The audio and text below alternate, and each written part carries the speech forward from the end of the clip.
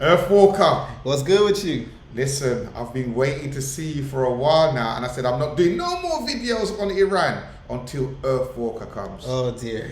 Well, you see what's been happening, Earthwalker? Yes, I have. Well, 100%. I was watching a video. Well, I didn't watch it, but I saw the title of a video this morning, and I said, you know what? I'm gonna let me and Earthwalker watch this together. Donald Trump says that Iran ain't seen nothing yet. I can see that. Now, Donald Trump talks a lot, Yes, he does. but he also does a lot. Yes, he does. He ain't all talk. So, should I switch the screen and see what's happening? Yeah, let's take a look. Okay, let's have a look. Here we go. Well, the war between Israel and Iran is rapidly escalating. Iran is now striking American diplomatic sites in the region, and the U.S. is warning all U.S. citizens to leave. President Trump said the fight could last more than a month, and he promised even stronger strikes, saying the big one is coming soon. Well, Earthwalker, remember we done a video just last week saying when Putin said, this war ain't gonna last no longer than 2 weeks. 4 years later, they're still fighting. Well, I mean, yeah, it wasn't a clean one-on-one though. The Ukraine got a ton of help, but yeah, it tends to always be longer for a number of reasons, because it's not even just the fight. It's also kind of like, what's the objective afterwards? What they're saying about here, talking about like the strikes and stuff. Yeah. Like Iran did what we said, and what I said as well. They lashed out. It's almost like they're crashing out, which makes sense. They're being hit, and they started hitting everywhere. Was it Bahrain, Kuwait, UAE, Saudi Arabia? They just started like firing like kind of everywhere, and now they're attacking deliberately. Now targeting US. What they say? Like, what was it? Bases or embassies? Not embassies. It was like little like mini hub bases or something like that. Yeah. So of course embassies and all those. And they did fire one at a UK one in Iraq as well. Yes. And the UK had to do that intercept with a drone. Yes. So make up your mind, Starmer. But this is actually, like I said, it's just escalating. Yes. Iran is not good, because remember, it's also about looking strong in front of their people. That's especially in what it Islam. They can't look weak. They can't back down. No. And they're not begging. They're not begging. So they'd rather go out dum dum dum than anything else. Well, so, as you can see at the top of the screen, Earthwalker, it says the big one is coming. Now, when you talk about the big one, I don't want to say the N word. No, I'm not talking about the one that the slave masters used to use. I'm talking about the other N word. I don't know. It's scary. I don't think he's talking about that anyway, but some people would be quaking in their boots right now. Let's continue watching Earthwalker. yeah. Middle East correspondent Joshua Swanson has the story. Okay. The conflict between Israel and Iran continues to expand, with American forces and diplomatic sites now directly in the crosshairs. Iran hit the U.S. Embassy in Saudi Arabia's capital of Riyadh with a drone strike early Tuesday, causing what Saudi Arabia's defense ministry described as a limited fire and minor damage. It followed an attack the day before on the U.S. Embassy in Kuwait, signaling a widening Iranian response across the region. Iran has attacked targets in a number of other nations, including energy facilities in Saudi Arabia and Qatar. It's also claimed to have closed the Strait of Hormuz, where 20% of the world's oil is shipped. The United States and Israel are in... Well, vegetable oil is about to go up. Right. Because wars do affect prices. Earthwalker, I like the way you put it. I was more thinking about petrol. Like, war affects these prices for real. Yeah, I like what you said, because I'm here thinking about petrol, but trust me, vegetable oil is going on. Wherever they make it, wherever they make it, get it from. But yeah, because they also struck, that reminds me, what's it called? I think it was the Amazon data center in Qatar. So they are lashing out for real. Yes. And there's so many more weapons that could easily be used. 'Cause right now they're obviously just using like stealth bombs and stuff like that. They can have ballistic missiles. And are we going to see a hypersonic missile? I don't know, man. I don't know. You can't think how these guys are thinking. You know what I mean? It's war. Because Iran got hit. They said, all right, we fighting back. And now they're targeting everything, including U.S. stuff. The U.S., you know how they are when it comes to their citizens. You touch them, we're coming at you like a rabid dog. So they don't care about really bombing you for real now. They'll just go in hard, man. Oh dear, you see what's up? intensifying airstrikes inside Iran. President Donald Trump suggested this may only be the beginning of a sustained campaign that could last more than a month. In an interview with the New York Post, Trump refused to rule out sending American troops into Iran if they were necessary. Secretary of State Marco Rubio said the U.S. knew Israel was about to strike and joined in a preemptive strike to prevent higher U.S. casualties from an Iranian retaliation. He also said the attack was necessary. Prime Minister Benjamin Netanyahu said Israel had no choice, calling the threat from Iran urgent.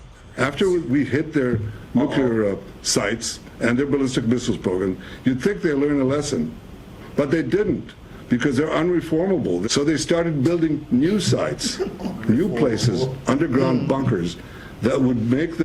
Well, he's made up his mind already. Yeah. Unreformable. This is Iran, though. They're not changing. They're not going to suddenly pick up Bibles and love their neighbor.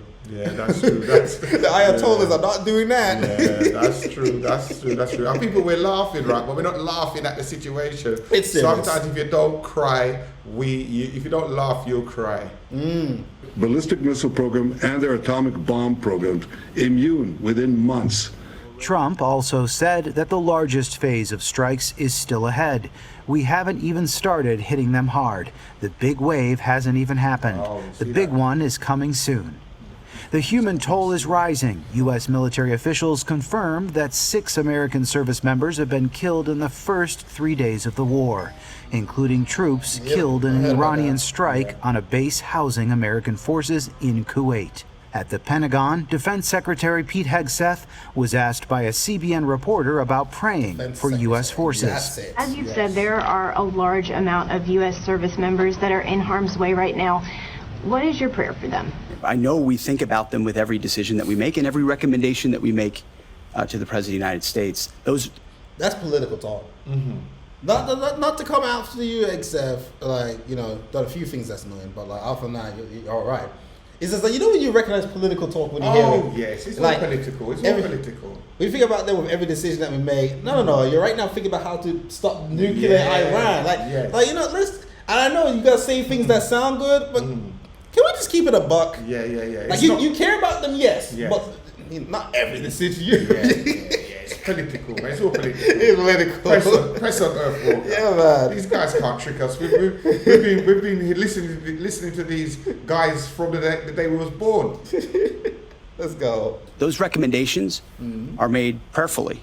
And when I pray every day for them and for this mission, I pray simply for the biblical wisdom to see what is right and the courage to do it. The U.S. State Department is urging Americans to immediately depart from more than a dozen Middle Eastern countries. Here's a list. What's this? These are the places that it said, hey, U.S. is like, hey, citizens, get out of there now. Oh, really? So Bahrain, Kuwait, like we said, Egypt, Lebanon, they got Lebanon is where Hezbollah is. Yeah, Hezbollah. Iran, of course. Oman, Iraq, Qatar, Israel, the West Bank, Gaza, where it's going to get hot, true. Yeah. Jordan, Yemen, UAE, Saudi Arabia, Syria. I don't like Syria. Yeah. A lot of these places do have places where the terrorists do be operating in different spots. It is a hot zone. Yes. And right off the rip, none of these countries I would ever want to visit. Yeah. None of them are. I mean, Egypt got the pyramids, but outside of that, I wanted to sneeze just there when you said that. Earth Walker, there's one place on here what I like going to, That's the United Arab Emirates. Is that Dubai?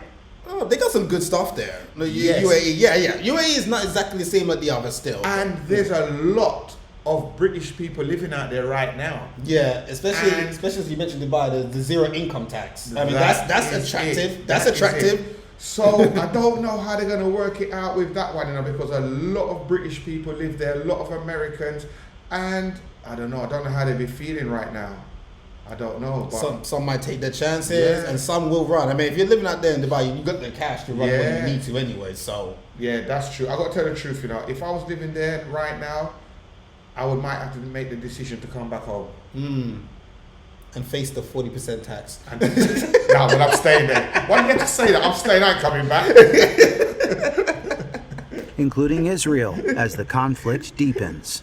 With American forces now engaged, evacuation warnings in place, and leaders signaling that more strikes are coming, the Middle East stands on the edge.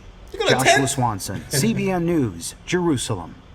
Well, CBN News Middle East Bureau Chief Chris Mitchell joins us now from Jerusalem. So, Chris, the president said the biggest blow is about to come. What are you hearing, and what are analysts saying? What is that? Well, the analysts I talked to said it's really hard to believe a bigger wave could come. The unprecedented aerial campaign in the last 3 days or so, 2,500 strikes by U.S. and Israel have hit the presidential palace, defense ministry. The leadership, decapitated the leadership.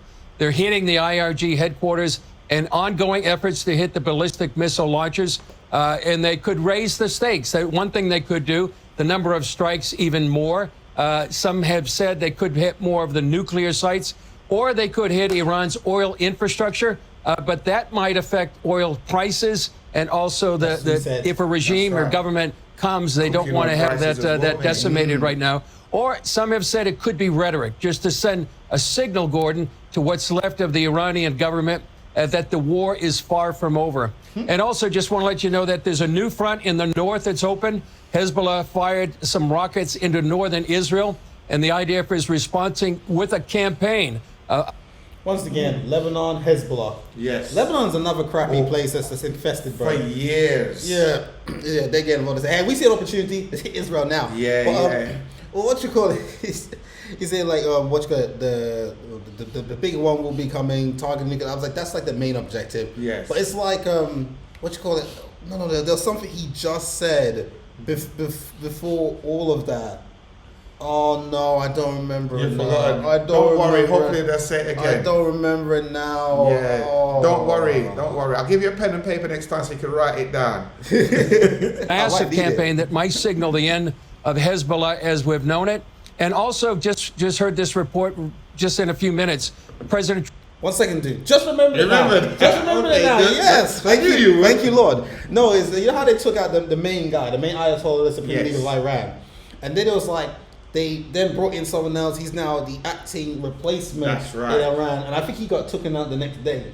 So I didn't know that. Yeah. Already? So, yeah, the replacement just got done as well. And some are saying he survived, but then again, it's Iran saying he survived. So it's like, can you believe Iran? Can you believe Israel? Can you believe US? It's that kind of thing. So, yeah, the main guy got taken out. His replacement showed up and they got taken out real quick. But that's the thing, though. If you kill the leader, his replacements might just be the same as him with the same idea. So it's like, or even worse. So it's like, do you gotta take them out as well? Yeah. Because if you want the people to take back Iran, it can't be anyone associated with the government already, because they control that like lockdown like North Korea. Well, Trump said it. He goes, people go and take over the government now, but it's easier said than done. It's easier said than done. Can't just roll up to the Iran White House with a stick. You can't. So you got to wipe out enough of the leadership first, and then when they're vulnerable, move in, and then I guess help with rebuilding afterwards. Because I think that's right. Continue, dude. Yeah. Is reportedly reaching out to the Kurds along the Iraqi-Irani border, and all of these developments, Gordon, signal we're seeing a new Middle East emerging in real time. Is there any kind of indication that the Kurds are going to supply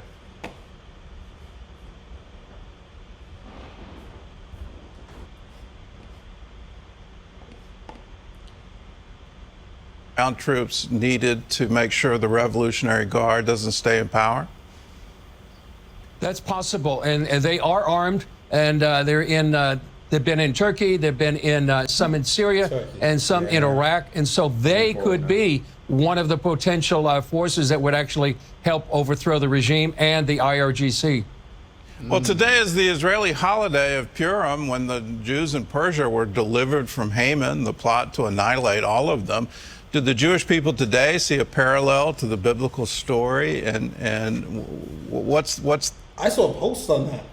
Did you? Yeah, I saw a post on that on X. Someone showing a post of like what he talked about from the Bible, showing a Persian leader. I can't remember if it was Darius or Artaxerxes, and it's like shaking hands with Jewish people. Said, "Oh, the Persians released or saved the Israeli people here." And it said now in 2026, the Israeli people are saving the Persian people now, and it showed them like, and there's a lot of like Israeli and like Iranian people all like working together, like happy with each other in the comments. I'm seeing like a lot of unity and stuff. Yeah, these people are really happy. They're saying the free lions. They say the Iranian lion is back. You know, get rid of the Islamic. They said Iranian lion's back. They said the U.S. is a lion, and they said Israel is a lion. And there was like a lot of people just, you know, like together, like Iran's gone. We're all happy. They were like celebrating together, and that's the main thing I want to point out again to a lot of people.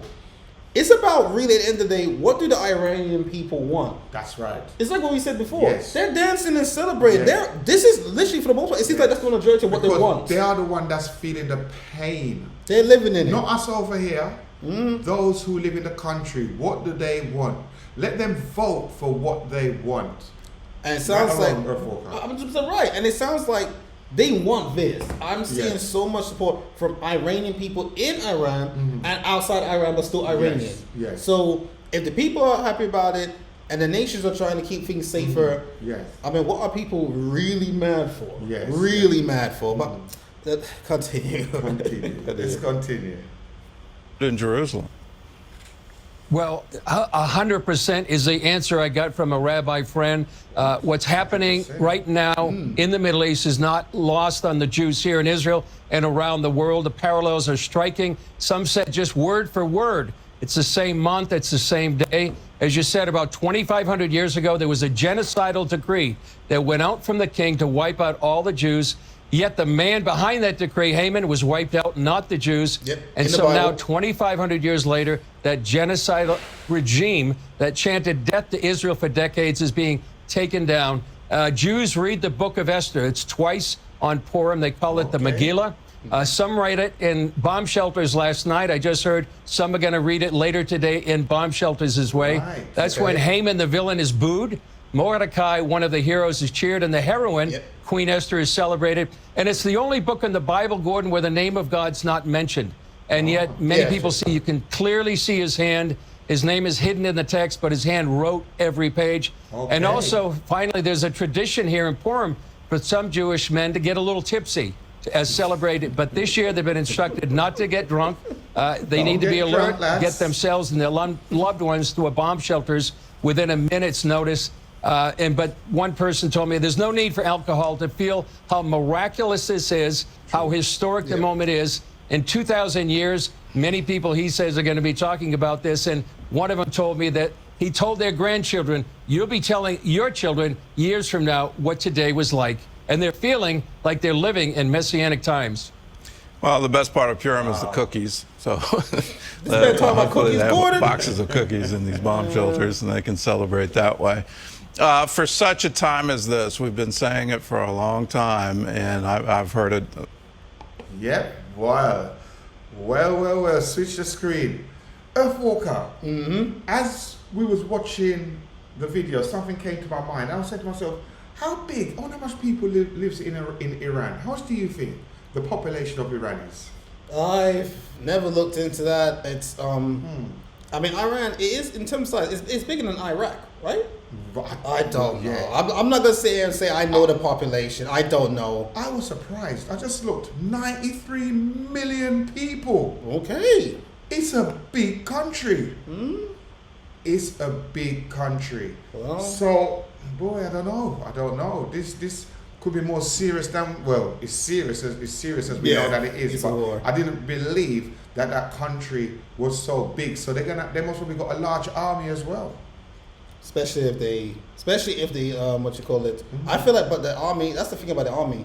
The army's mentality. How many people do you think is going to deserve? Because Trump did give that warning. He did say, he said to the police officers, the army dudes, he said, lay down your weapons now and you will get, he said, full immunity. Yes, I saw that. I wonder, because there's probably some people who already know, okay, U.S. will whoop Iran eventually, right? I wonder how many of them will defect. So, like, what do you think is happening within the army right now? Because morale can't be high when you know you're going up against somebody who's definitely going to beat you. Like, you can't win. Yeah, that's true. But if you're in Islam, they believe dying for the cause, fighting for Allah gives you a reward in heaven. So, you're going to have some people who are happy to die for this war. But that's a topic in of itself. And morale. And another thing as well, I was thinking to myself, why would Iran hit the United Emirates, would hit Dubai?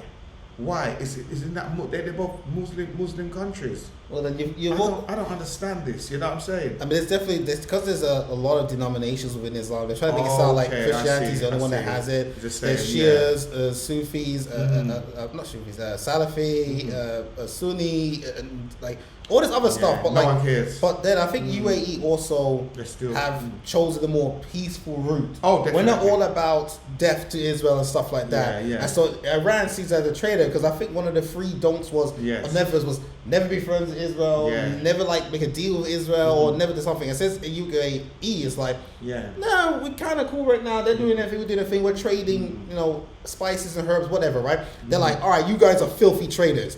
UAE, when we get the chance, we're coming for you too. I think that's more along the line of what's going on. Yeah, that is crazy. That's why they hate Egypt. That's why they don't like Egypt. Okay, yes, that's what I heard.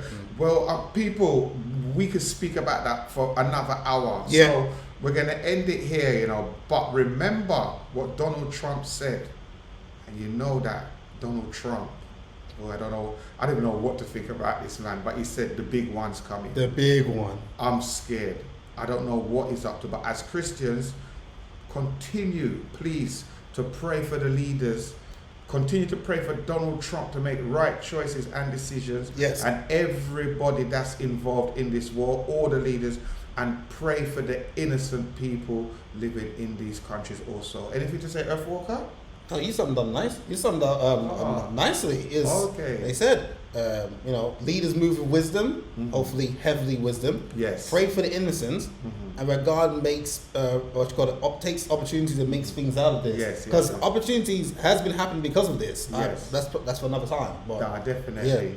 And people, we always say this. Me and Earthwalker, we know you're watching. Like, subscribe, share. If you've got anything to say it in the comment section. Now, you've got any prayers to say it in the comment section. But if you're rude, we're gonna delete you. We're gonna throw you out of the room, right? We don't want no rude comments on this platform. Adult talk, man. Adult talk. God bless you all, and we'll be back with another video very, very soon.